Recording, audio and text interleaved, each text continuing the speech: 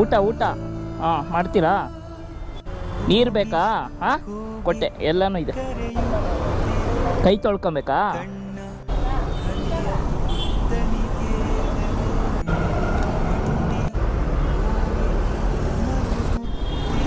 ಆರಾಮಾಗಿ ಕುಡೀರಿ.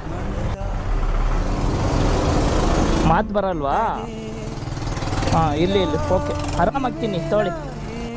ಹ್ಞೂ ಆಯ್ತು ಇಟ್ಕೊಳ್ಳಿ. ಹಾಂ ಅಷ್ಟೇ, ಎಷ್ಟಾಗುತ್ತೋ ಅಷ್ಟು ತಿನ್ನಿ ಅಷ್ಟೇ.